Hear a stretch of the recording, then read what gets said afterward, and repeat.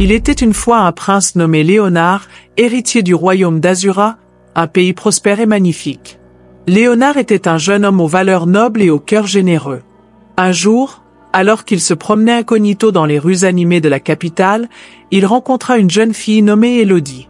Élodie venait d'une famille pauvre mais était dotée d'une gentillesse et d'une sagesse qui captivèrent immédiatement le prince. Léonard et Élodie se lièrent d'amitié, et au fil des semaines, leur relation se transforma en un amour profond et sincère. Léonard savait qu'Élodie était la femme avec laquelle il voulait passer sa vie. Cependant, il était conscient que son père, le roi Ferdinand, serait farouchement opposé à cette union. Le roi avait toujours rêvé de marier son fils à une princesse d'un royaume puissant pour sceller des alliances et renforcer leur position politique. Quand Léonard révéla ses intentions à son père, le roi Ferdinand entra dans une colère noire. « Tu ne peux pas te marier avec une fille d'une famille aussi pauvre, Léonard.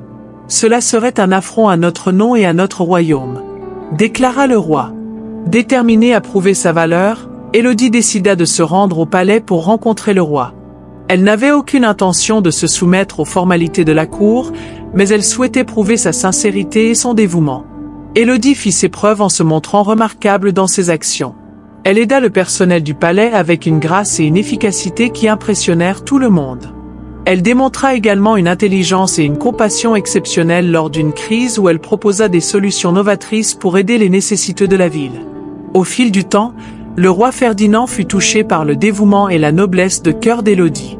Il vit à quel point elle avait su gagner le respect des autres et apporter un réel changement. Finalement, le roi comprit que l'amour véritable et la vertu n'étaient pas définis par la richesse ou le statut social, mais par la valeur intérieure d'une personne. Avec le temps, le roi Ferdinand accepta l'union de Léonard et Élodie. Le mariage fut célébré avec une grande festivité, et le royaume d'Azura prospéra non seulement grâce à la sagesse du roi, mais aussi à la bonté et à la détermination d'Élodie. Léonard et Élodie vécurent heureux et dirigèrent le royaume avec justice et bienveillance, prouvant que l'amour véritable pouvait triompher de toutes les difficultés.